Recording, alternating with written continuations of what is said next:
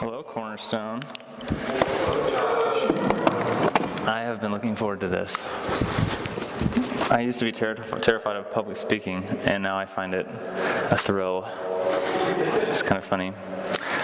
So last Sunday was the beginning of the same church with a new direction. We introduced our new vision to you, awakening God's purposes within us, reflecting His glory around us. Our goal is to be a church which is constantly cultivating an environment that helps people become awakened to God's purposes in their lives so that they can begin walking out the callings that God has for them, better reflecting His glory around them to the people around them so that other people can be awakened to God's purposes in their lives, walk out their callings, reflect His glory, so that other people can be awakened and reflect, and awaken, reflect, and it's a cycle. So everything we do from here on out is going to have this vision as the underlying current, the purpose, and the reason why we do things. Everything we do is to help people become who they are meant to become, to help people become awakened to God's purposes in their lives, and better reflect God's glory in their everyday lives.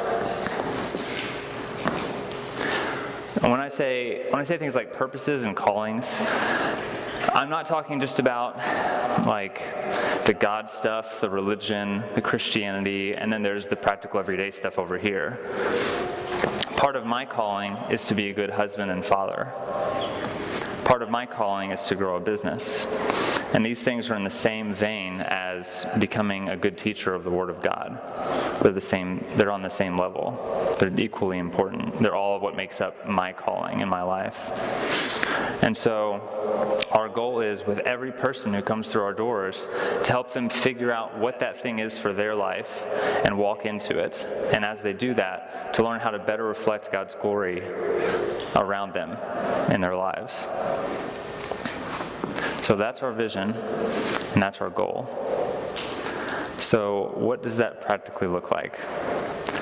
After we had discovered our new vision, we asked ourselves, what is necessary to see the church grow and accomplish this vision? What are the things that have to be a part of our church body? What has to be part of our makeup and our DNA to help us grow and accomplish that vision and become that church that helps people walk into their callings in their lives? So we came up with several things that we feel are necessary elements that have to be necessary in our church for us to grow and accomplish that vision. And they can be categorized, sort of broken up in three groups. Large group, small group, and individual. Large group are things that involve the church as a whole. So things like the Sunday service, fellowship events, outreach events. Small group things are things that involve a segment of the church, like home groups or campus ministry, children and youth ministry, things like that. And then individual is everything that happens on a one-to-one level, like discipleship and leadership training. So those are the things that we feel like have to be a part of our church for us to accomplish this vision and become that church. So how do they all fit together? It's a lot of stuff. We pieced together a structure that encompasses all of these things. And the structure it's really important. It's like the foundation for the church that we feel like God is calling us to build. So you wouldn't build a skyscraper on the foundation of a single-family home. It wouldn't work. And you wouldn't build a single-family home on the foundation of an apartment complex. And likewise, no matter what you're trying to build, if the foundation you have is crooked, or if there are pieces missing, then no matter what you're trying to build, it's never going to reach its full potential because it's going to keep falling over and crumbling, and it's just not going to work. So the structure that we've come up with is really important. It's the foundation for the church we want to build. So as I go through it, a few things to consider. First off, it's long-term focused. It'll work now with just us, and it'll work when we have 400 people or 1,000 people or however big we can grow. It's scalable. It's going to work no matter what. Secondly, it's role-based.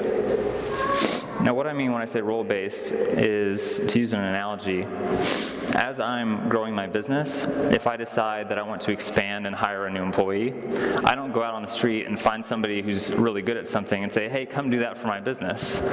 It wouldn't work, because then when they don't want to do that thing for my business anymore, then I don't have anybody doing that for me.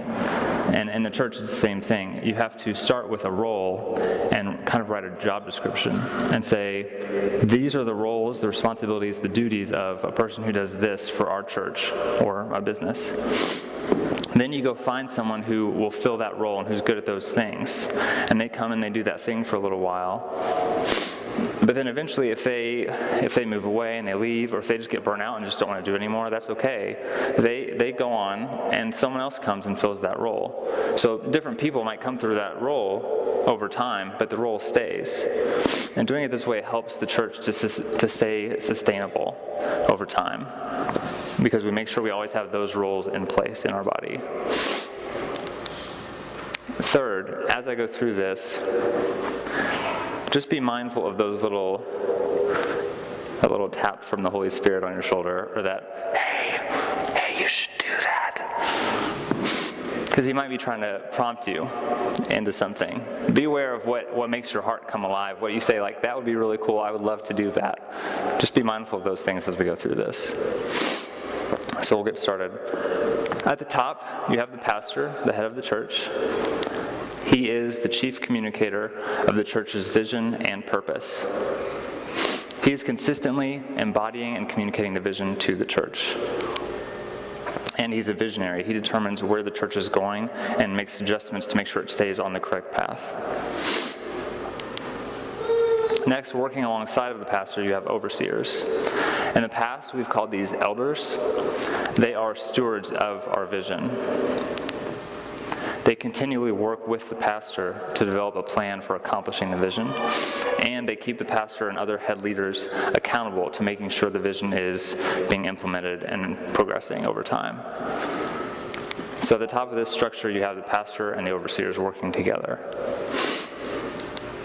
Next, you have those three categories we talked about: large group, small group, and individual. And at the top of each of those areas, you have a team captain. So you have 3 team captains heading up each of those areas, one each. And the team captains work with the pastor and the overseers to determine where the church is going. They do this regularly. And they ensure the vision is being carried out in the area that they oversee. So the large group team captain oversees things like the Sunday service and makes sure the vision is constantly being carried out and developed in those things. They also provide help and support for those individual ministries.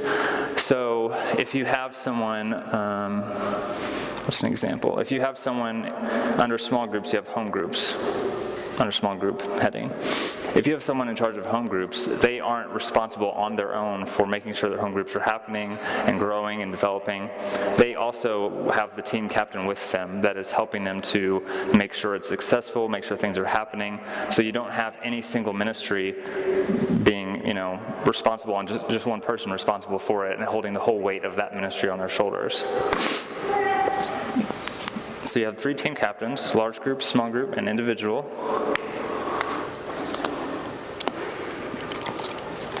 Does someone have a Kleenex? I keep awesome. Nate, you might want to mute my mic. This could be kind of gross.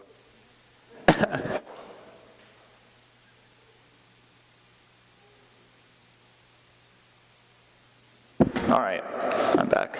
Sorry. What was I saying? All right. So you have the 3 team captains, and then we'll go through the large group. I'm not going to spend that much time like I spent on all those, going through all these other things, because we would be here all night. But just to give you some examples of the structure we came up with and how things are going to be changing from here on out.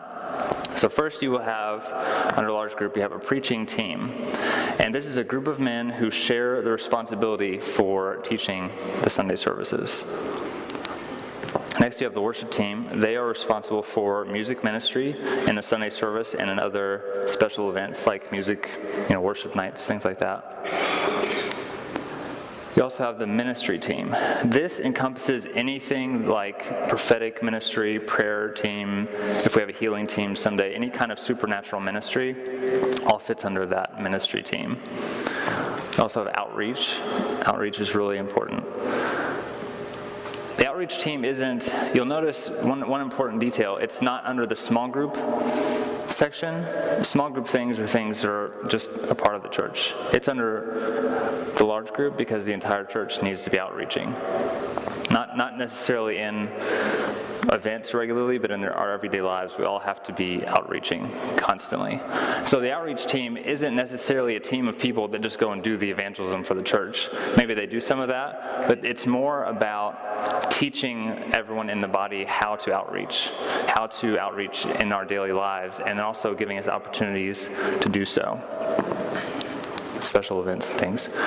Fellowship events create opportunity for community. Technical team, they deal with the video, the audio, the lights for things like the Sunday service and other events. Production team makes sure the Sunday service happens as it should, make sure everybody knows what they're supposed to do and when, make sure it flows well. And communications is a new one. This is sort of like marketing, if you want to think of it like that. If I need to let the whole church know about some announcement or thing, they go to the communications team and they make sure that it's in the Sunday services, it's on the slides, it's on the website, it's on Facebook, everywhere it needs to be. So that is the large group portion of the structure. With the small group portion, you have children and youth ministry, and that isn't just like babysitting during the Sunday service. That is going to be organized and have curriculum that will help the kids to learn as they grow. Targeted ministries encompasses anything like that is targeted towards a certain segment of the church, like men's ministry or women's ministry, singles, married, campus ministry, all that fits under there. So some of those things we might not have yet, but when we do, that's kind of where they'll fit. Home groups are changing, and they'll be really, really good. More details to come on those. Training classes happen every summer. We've had those in the past. Give you an opportunity to learn about specific topics like prophetic ministry, studying the word, prayer, and other stuff. And then retreats, focused times of community and growth. So that's the small group section of our new structure. And then with individual, you have connectors. These are people who are, and we should all be doing this a little bit, but these are people who are responsible for making sure that when new people come in the door, they get connected to people, programs, ministries that would be helpful to them as they grow and become part of our church. And you also have discipleship. So this is everything that happens in a one-on-one relationship-based kind of ministry. And that is our new structure. So we didn't go into a whole lot of detail today because, like I said, I don't want to bore everybody and go through everything. But we will be going over stuff in the future. Bear with us as we, implement this. This is new for all of us, and it'll take a little time. Some stuff you might see changes immediately, and some things you might not hear about for a couple months, and then there it is. So we will be giving you progress updates as we go along to let you know how things are going, and more importantly, to let you know where there are opportunities for people to serve in certain roles under this structure. And that brings me to my kind of last point. That all sounds really good, right? Sounds nice and organized, and it's like, oh, that would be awesome if we had that. But the reality of it is, it takes people. It's going to take the people in this room being willing to jump in and serve in all those areas and in all those roles as we grow, or it just won't happen, and our church won't change. It's going to take people.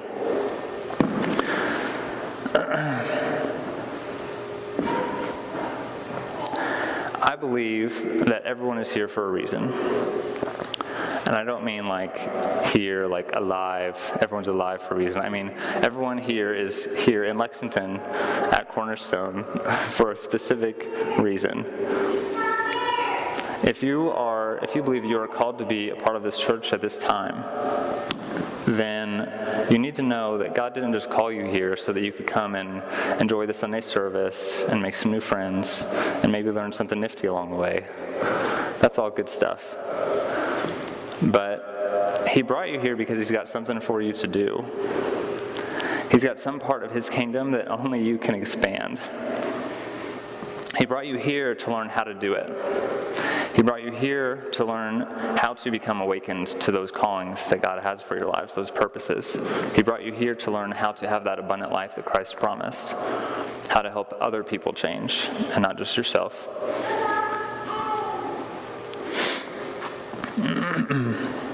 God doesn't call people to fill seats on Sundays. He calls people to be world changers. And that's why you're here, to learn how to do that.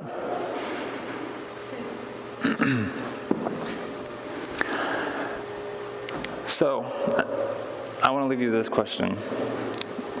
What are you willing to do to build this church? Because it's going to take all of us being willing to serve in some way, like I said. And if there was something that was that, that little, hey, you should do that, while I was going through all that stuff, or over the next few weeks as we go into it more, then you should really consider maybe listening to that little voice, even if it terrifies you. Because just because you hate public speaking one time doesn't mean eventually you won't kind of like it, like I said at the beginning.